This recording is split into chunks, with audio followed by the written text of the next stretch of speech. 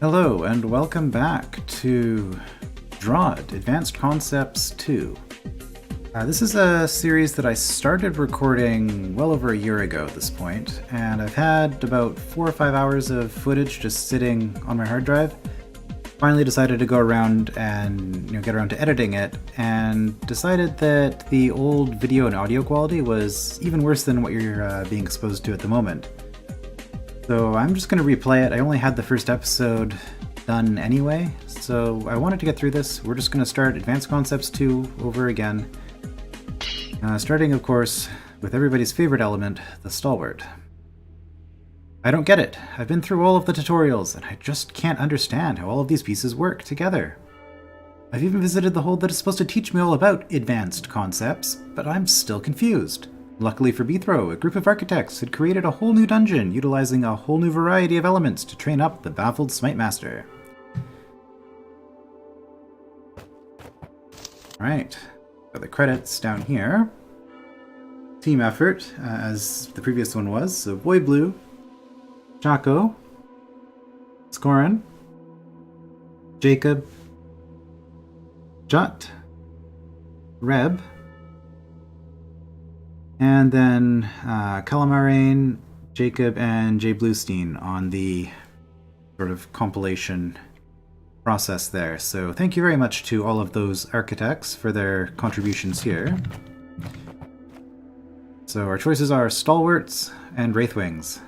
Well, one of those sounds like a lot more fun than the other, but no. Or we could explore the level and see what our other options are. But no, we will start with the Stalwarts. Start with the Stalwarts, just get it over with. So this roach here... Oh, it's nice playing a game that has a mouse. I can actually point to things. Yeah, so this roach here ensures that we cannot complete the room from this side. There's going to be some sort of mechanism here. I don't really remember how this plays out. But we're just going to ignore all of this and assume that this is in fact not broken and that we need to complete the Stalwart entry in order to somehow complete the hub level. Oh, and just another note for anybody who cares about this being blind or not. I have played through the entirety of the Stalwart entry with the previous footage that I had that I just hadn't edited, but I have not seen any of the others. I don't think it really matters for something like this, but just getting that out of the way. I have played through the Stalwarts entry before, which means I know exactly how Stalwarts work, right? No problem at all. Now, it'll be... Of all the entries, this is probably the most useful one to go through, although I don't remember understanding Stalwarts at all after completing it last time, so... Well, we'll see. Stalwarts. Fearless and skilled with their swords, potentially, could be excellent allies when clearing a dungeon. Potentially, yes. However, Bithro had come to realize that often they could be foolhardy and even suicidal. He'd need to know more about how they operated to make better use of them in the future. Welcome to the Stalwart Annex. By Jacob. Alright, monsters, guards, and slayers are all enemies of the Stalwarts and will try to kill them. When choosing between Bithro and a Stalwart, they will go for whoever is closest.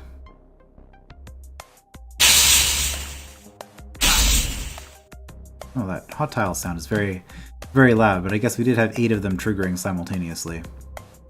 Okay, so this room... Actually, there's something else I can demonstrate here.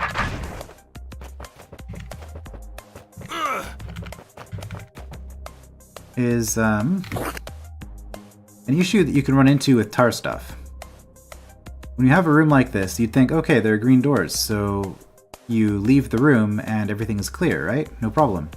Well, if players really want to muck around with it, they can do stuff like this, or sometimes just by accident this will happen, where if they don't realize...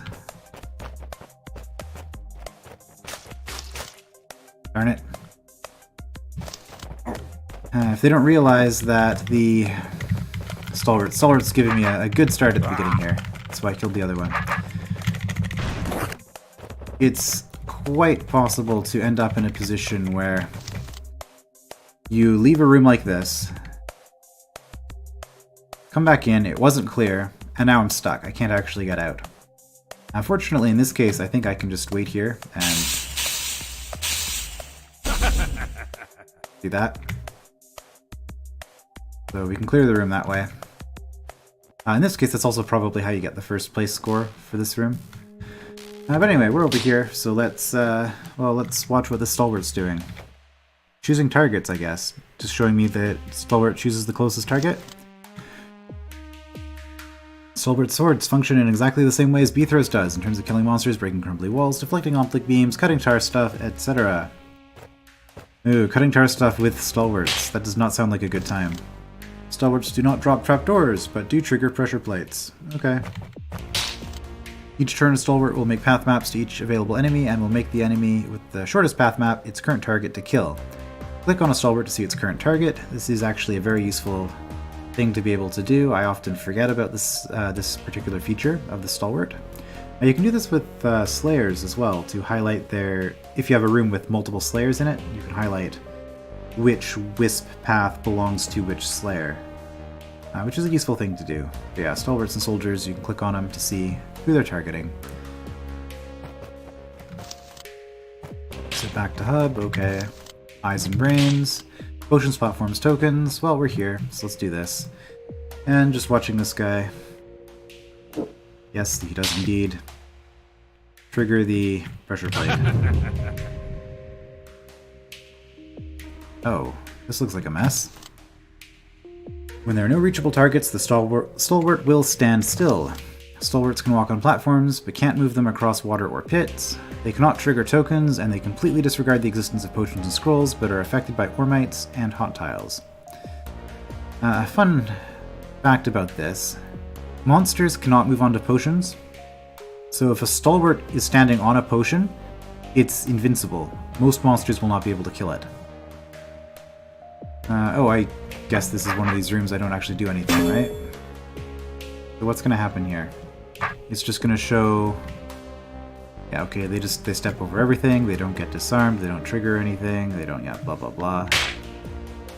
Okay, and you completely failed to kill that one brain, because you can't, because you're an Ormites. So Ormites do affect them.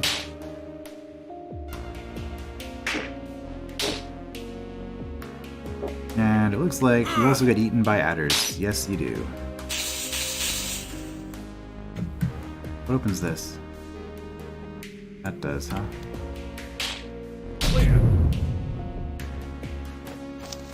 Well, that's a problem.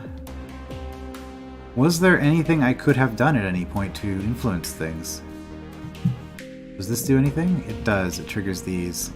Okay, so there is actually a puzzle here. Now I know.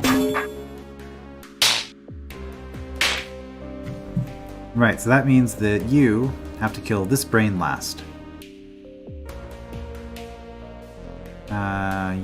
It doesn't matter. You just have to kill his brain at some point, and then the adder gets out. Okay. So, I guess if I do that now, maybe this is a good time?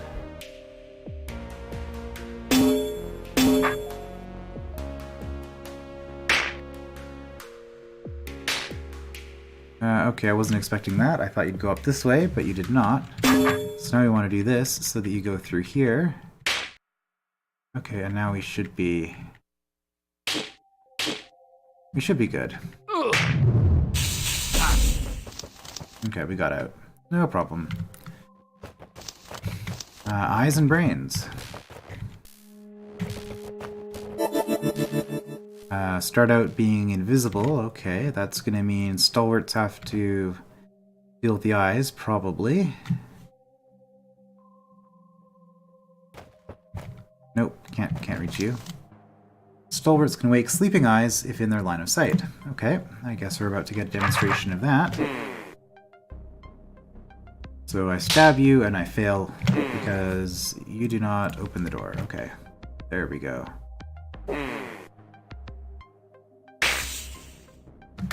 We'll just let you deal with that. Oh, don't click on the scroll to read it. Walk onto the scroll to read it. Brained monsters will head for Bithro, even if a Stalwart is closer. Ah, right. Yeah, that's one of the peculiarities of the brain path map, where when there's a brain in the room, monsters will only see Bithro. They will still kill a Stalwart if the brain tells them to walk through the Stalwart's tile in order to get to Bithro. But they won't actually target the Stalwart anymore, unless Bithro's invisible or in shallow water or something like that. Or I guess there's no brain path map. That's the other big one. Okay, so if Bthrow is inaccessible, they will not be able to make brain path maps to the Stalwart instead. Wait. If Bthrow is inaccessible, they will not be able to make brain path maps to the Stalwart instead. Oh, right. Right, they make unbrained moves to the Stalwart. If Bthrow is inaccessible, then they will just choose whichever one's closest as though they are unbrained. This is discussed in more detail in Advanced Concepts, Advanced Brain Movement, which I have already done. Right, check the first Advanced Concepts series for more on that. We're gonna have you come through here, you woke something up. Okay, so now what? I have the ability to move outside of the brain's range, which will make...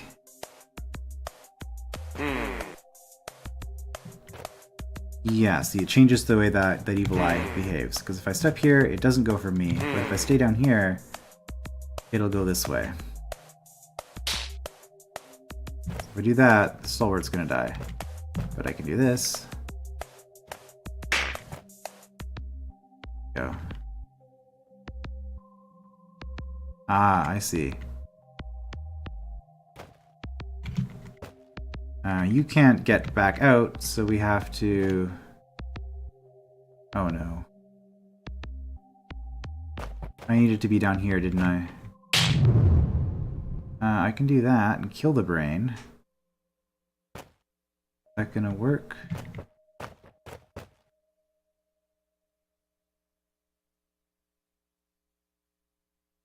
I could have dragged you all the way back to here, because I could have had the eye here.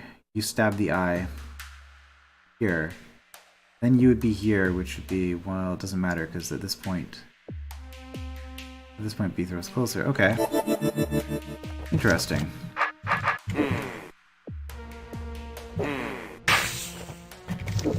Well, you don't have a choice here, because we can't control anything up until this point. So now we can actually do stuff. The other way to do it, I guess, is to use this trapdoor to cut off the brain path map to me while leaving the brain alive. Is there any reason I'd want to do that? Instead of just stabbing the brain?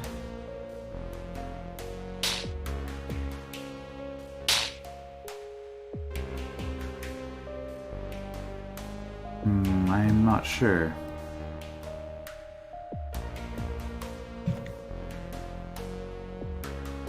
Now if I do this, yeah, you're just gonna go this way. And again, there's nothing I can do.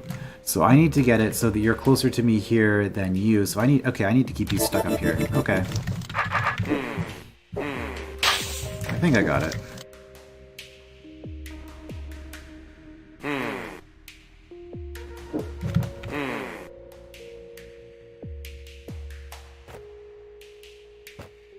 Yeah, we keep you up here. Let's... we now get to start running into the other fun parts of Stalwarts. Making them not die. Is up here going to be enough? If you are standing here... 1, 2, 3, 4... 1, 2, 3, 4, 5... No, I think... I really want you standing right here. Is there anything I can do about the other eye?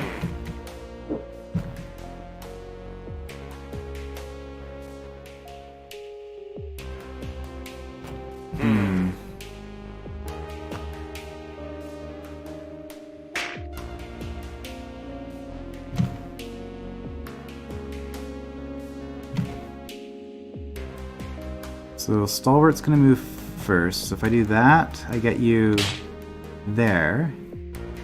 I don't think that's high enough.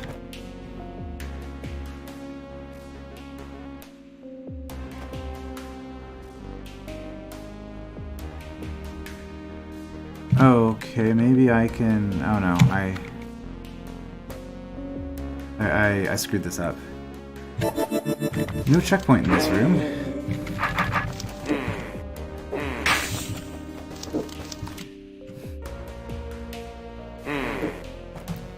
So if I...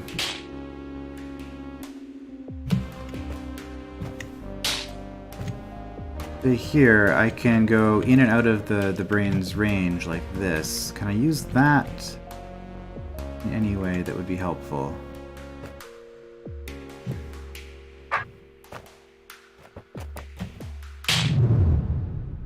I don't think so, but I guess I can do this. No, you're too close.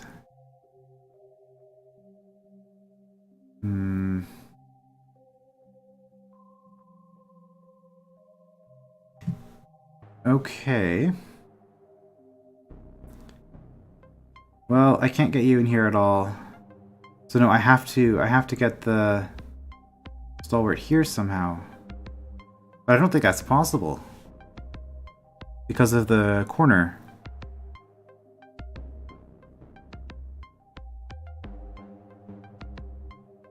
Let's see, if you...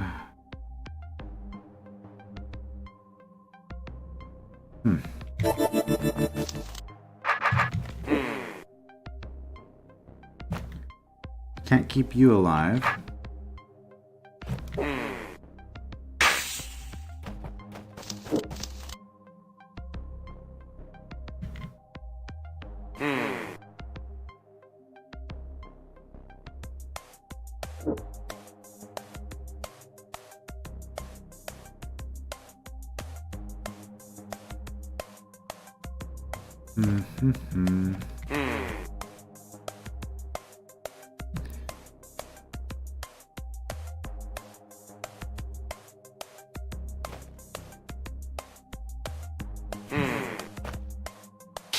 Do that.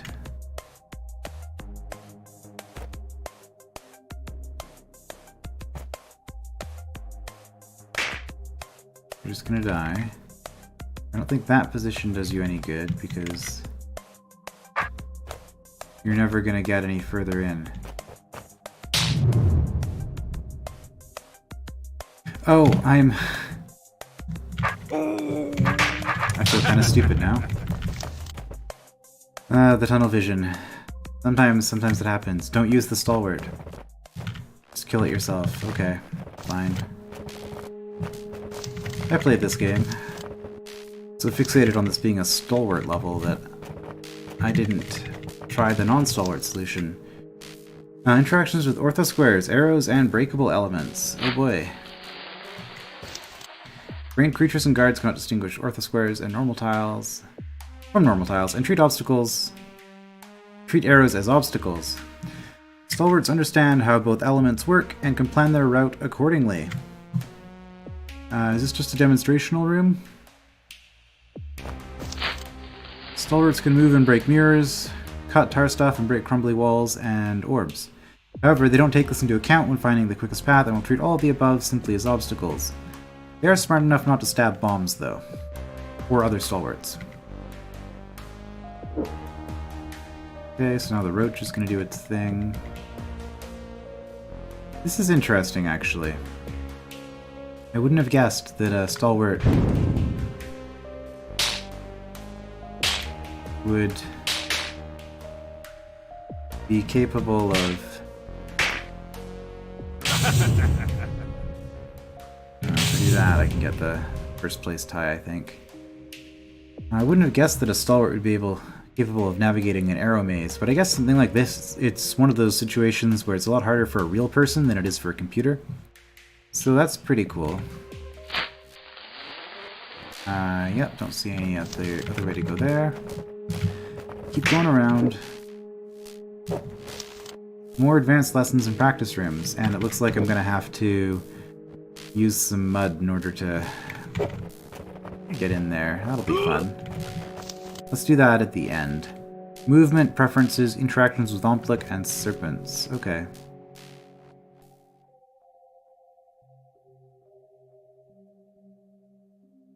I guess I don't really get to do anything, so let's just observe. When enemies are equidistant from a Stalwart, their priority is northeast, southwest. Okay, so we see north and east, so we get to play the game here. It is targeting the northern brain at the moment. Also, it looks like they rotate counterclockwise, because it was, yeah, exactly the opposite. It's gonna target north. I guess I can tell because there's a pressure plate on the one that'll go for second. But, north, east, southwest. Yep, it'll go east. South over west. East over west. Alright, next. Followed by northeast, southeast, southwest, northwest. All of these choices are irrespective of sword direction, which is one of the reasons why Stalwarts will kill monsters in a suboptimal manner. Okay. Interesting how arbitrary this is. I hope I never actually need to know this. And this is just demonstrating that orthogonals are closer than diagonals. Finally, if a Stalwart can kill his current target in one turn without moving its sword, he will. This includes backswiping, which I think was actually something that was patched in because they didn't originally try backswiping and they would just die because they turned their sword or something like that. But I'm glad that they have that behavior. It makes them a little bit less stupid. If a monster is 180 degrees from its sword direction, the Stalwart prefers to turn anti-clockwise, or counterclockwise, but I suppose that probably doesn't fit on one line of code. There we go. Okay.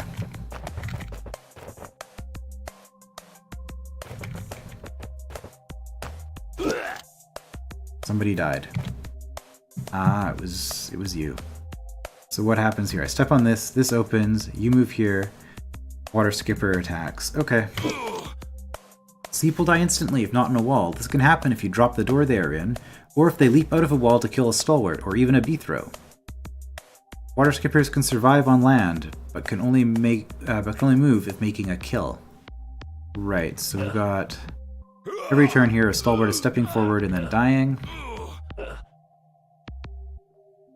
And now that the pressure plate is gone, I can get in. Okay. Within 2 squares of a currently targeted enemy, a Stalwart will point its sword directly towards it and move in for the kill. This therefore means that the Stalwart will be killed if the enemy is around a corner. Directly towards it within 2 tiles. Okay. So now I get to demonstrate Stalwart being killed by being bad at sword. Right, so it'll face directly towards the roach, and then it'll step... Yeah, okay. Do I want to leave this here? Yes, because in order to get through this door, I'm going to need the roach on the pressure plate. I can always kill it to let myself out later, or to muck around with this. Okay.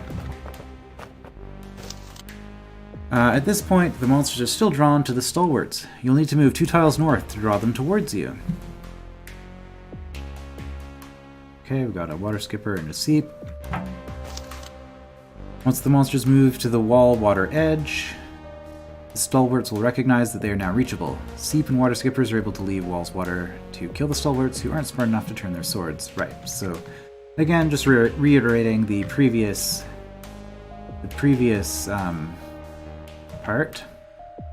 scroll. So waiting here, nothing's happening, and that's because the Stalwarts are smart enough not to stab B-throw, which is much appreciated. Go here. Is that... I guess that's as far as I need to turn. They are on a diagonal, so I guess that counts as a diagonal rather than an orthogonal. Seep dies instantly, water skipper dies 1 turn later. Okay. I wonder why the Stalwarts waited for me to move out of the way. Sure, I'll find out later. Yep.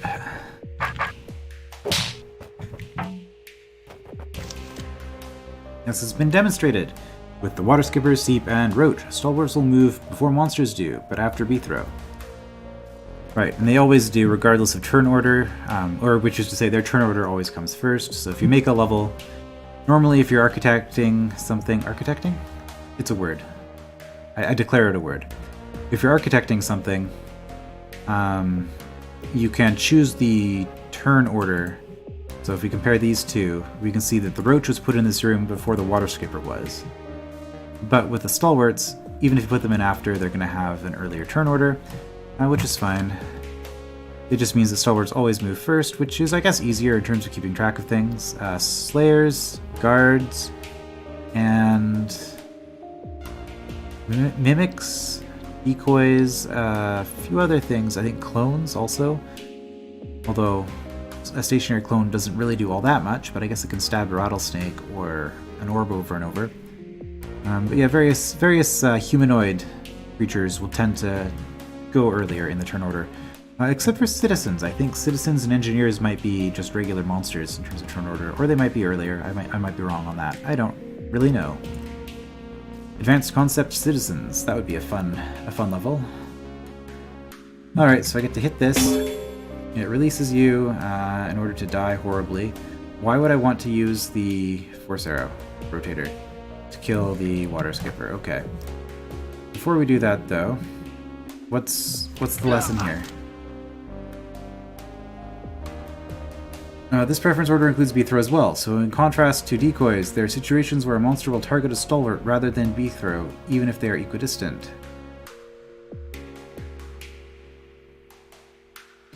Right, because they always go for the target that's latest in turn order, I believe. Wait, did I just not read the scroll? Watch the direction the roach faces to see how it chooses between equidistant enemies. Orthogonal enemies take priority over diagonals, and then priorities are determined by placement order. Okay, right, so I just read this, and then I just skipped that and hit the orb, I guess. So right now you're targeting this. Why? Because it is the slowest of the stalwarts. We're actually just going to sit here. Okay, so now you're going to target this, because it is the slowest of the stalwarts. Yes, number 7 is last. Now you're going for number 6. Again, slowest stalwart. Now you're going for number 2. Well, there are 5 stalwarts, so you're choosing an orthogonal over a diagonal, because orthogonals are closer than diagonals. Okay. Next, you're going to go... Now you're just going to go for them in order, right? Based on speed. 4, yep, face down here, there's 3. Always facing the one that's going to die next. What a weird mechanism for demonstrating this. And then the Briar deals with the roach. And we have to turn that to kill the Water Skipper. Okay.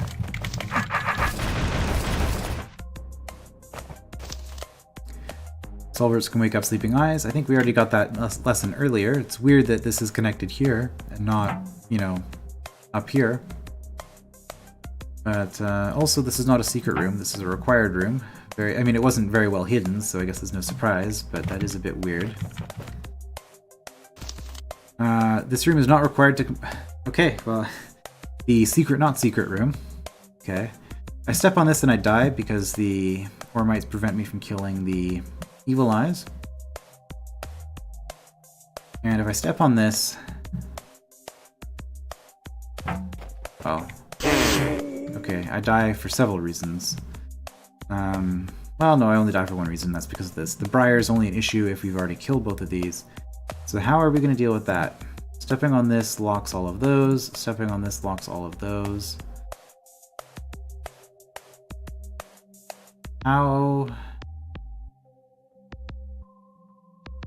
do I do this? I can release the Stalwarts.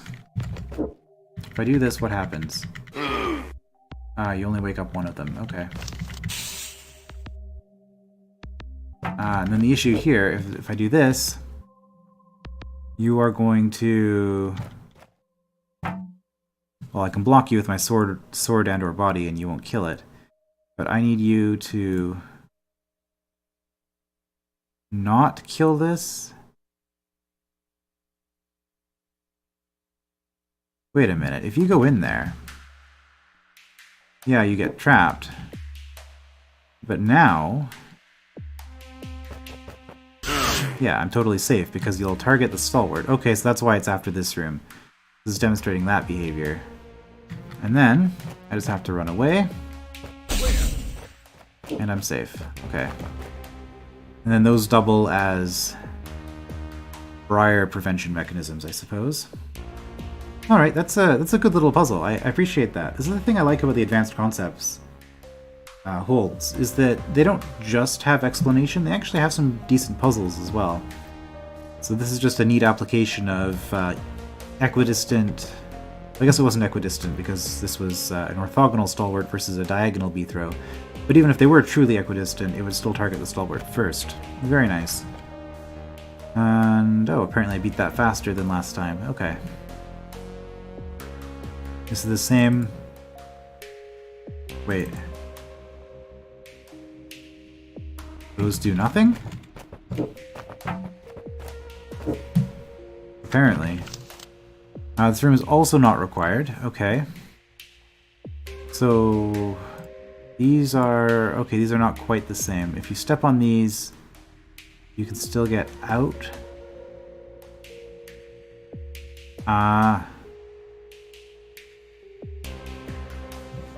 What?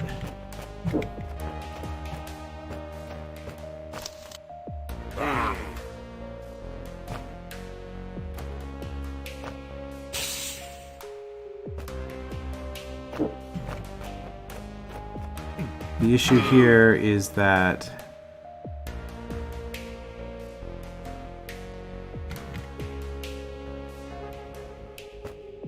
oh dear.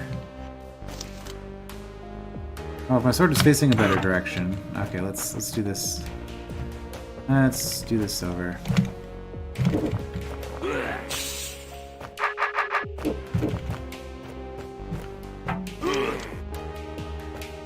Get around you. I can't just kill it, because if I kill it, then the Briar grows over the Conquer token, and that's no good. Yeah, so I can get you back out. Okay. I guess that was all that one was.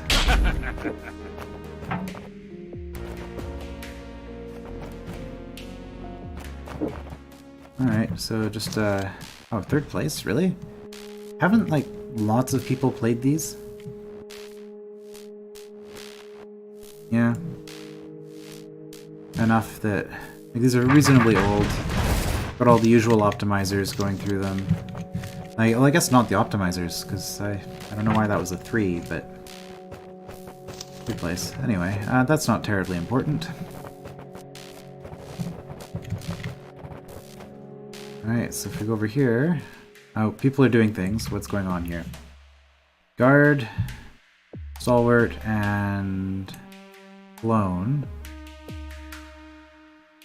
I want to read the scrolls, but they're going to kill everything before I can read the scrolls, so... I guess we'll just observe and see what happens, and infer the scrolls, and then read them afterwards to confirm. So here... You're going for later in turn order. Are you also going for later in turn order? Actually, let's do it this way. Let's race them. Well, if we're gonna race them.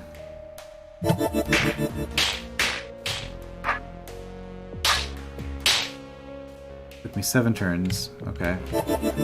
So, watching them. You're rotating, rotating. Okay, so here's the difference. You rotate to kill, but you prefer to step to kill. Okay, that's interesting. Then you're both gonna step to kill? No. You're going to step to kill, but your target's going to be the closer enemy. 5, I guess my turn counter is here, which is nice. 6, 7. Right, so the difference between guard and a stalwart is that the stalwart prefers to rotate to kill, whereas the guard prefers step to kill. And now you're going to... Yeah, you're going to turn all the way around and then step, and you're just going to kill these. Yeah.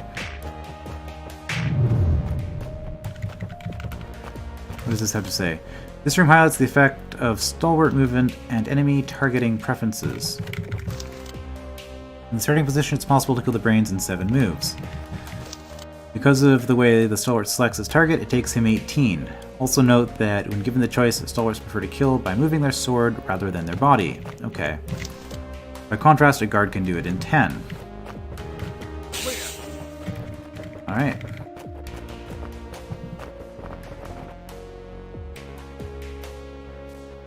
Interesting. So, these rooms were not required to complete the level. Well, doesn't that mean that all the rooms are not required to complete the level? I mean, I guess I can just leave here, right? No? But then there's a blue door here. Were those supposed to be secrets? There's schools here that you cannot access until you've beaten all of the rooms, including the unrequired ones. When a Stalwart is within 1 move of killing his target, he will rather turn to kill it than move his body if he has the choice. Okay. So you're going to demonstrate this for us. Turn, turn, turn. Okay. Of course, in some cases he will not have a choice, and he will be forced to backswipe rather than swing. Stalwarts will ever only take their current target into account, and therefore will happily step into a fatal position. Stab, backswipe, backswipe, and die. Okay. And then... is this just telling me about Wubba's? Well, that's done. Ooh, invisibility. When hit by an optic beam, a Stalwart will freeze and spin clockwise until he blocks the beam with his sword and is free to move again. Yeah, they don't know what to do. That's also a way you can get Stalwarts to hit bombs or to kill other Stalwarts, is to get them stunned by an optic. What does this do? I can release the Stalwart. Okay. Right, which is you're stunned from here. Okay. Spin all the way around. Go, go, go. Are you gonna die? Or are you gonna kill it? Yeah, you're gonna die because you couldn't make the right turn. But this thing is close enough to the edge of the room that I can just do that. Okay. As displayed in this room, spinning under the influence of an optic beam takes priority over any other movement rules affecting the Stalwart. It even takes priority over a move in which a Stalwart would be able to kill the optic itself. Yep.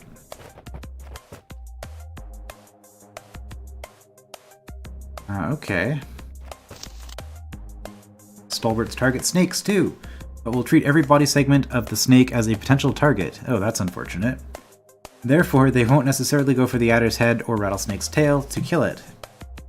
Well, you don't have a target yet at all because these aren't open. They will also target red serpents, even though they are unable to kill them with their swords.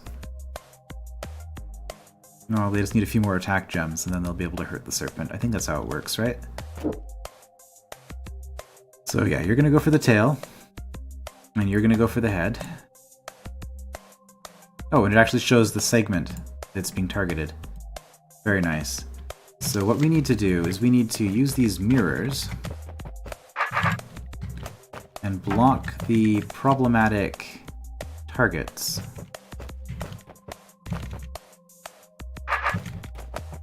Okay. Oh, we don't get a choice with you.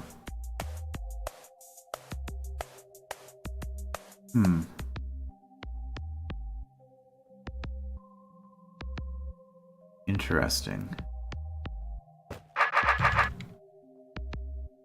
Well, there's a few things I want to see here. So first of all, yeah, I just wanted to see it highlighting the middle of a snake's body.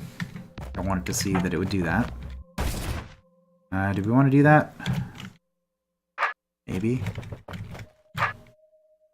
Okay, so now you will come here, you will kill this, and then you will go down here. Okay, so I think I just have to do that. And you should kill both of them while your friend is completely useless. Oh. Right.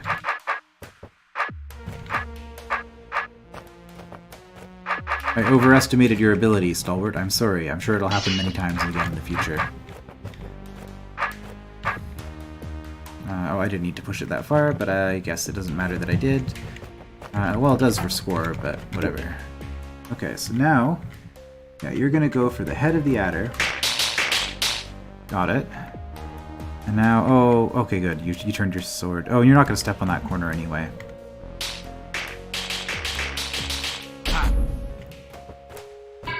Would have been funny if this one was faster, although I don't think it would have turned in anyway, even if it was. Because it was targeting the head already. Abysmal. Okay.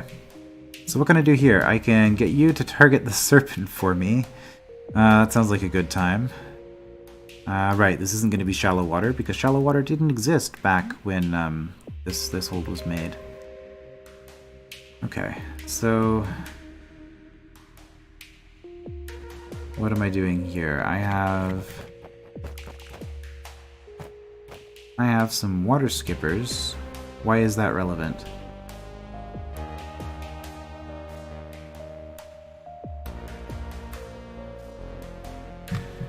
I want to get a water skipper here on the Ormites when I'm standing here like this. That will kill the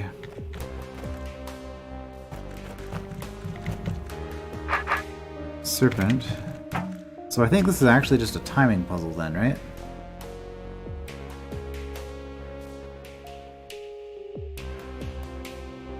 Timing puzzle. So we're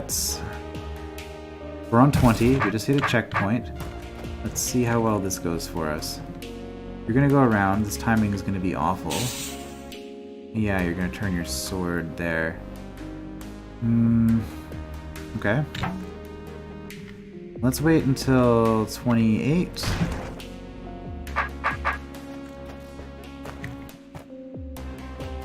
Now the serpent comes around, not close enough. Oh, but you're gonna be facing this way anyway if you turn your sword. Okay.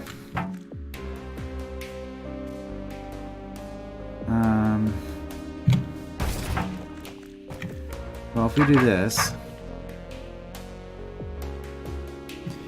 Yeah, now you're gonna target the serpent. But if you weren't, you were gonna rotate your sword and die.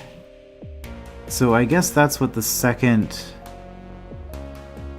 water skipper is for, is controlling the Stalwart's sword orientation? Yeah.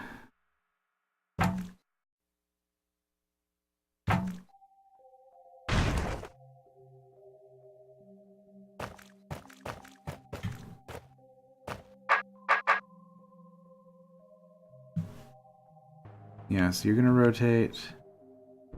Oh, but you rotated enough this time.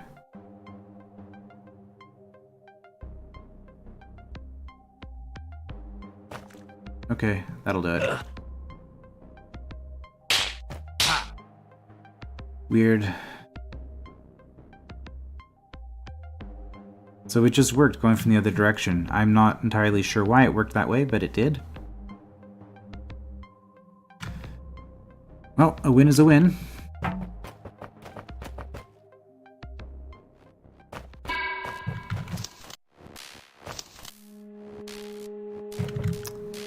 Yeah, rotation over a distance. Okay.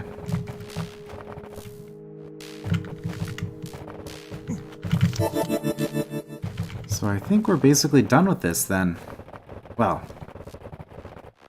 that was the reason I had so much footage in one contiguous recording file, is because in the previous part, or the previous recording time, I did all of this in one session like I just did. And I thought, oh, I must be almost done. I'm just gonna go through here for more advanced lessons and practice, and this ended up taking like 5 hours. So we'll start there in the next part. So this is yeah, the same length as the original first episode that I did a couple years ago. I don't know if should I just delete that video? I guess I can leave it up. I'll just change the title. Yeah, but anyway, that was Advanced Concepts 2, the Stalwart entry, or at least the start of it. I'll see you next time for more advanced lessons and practice rooms.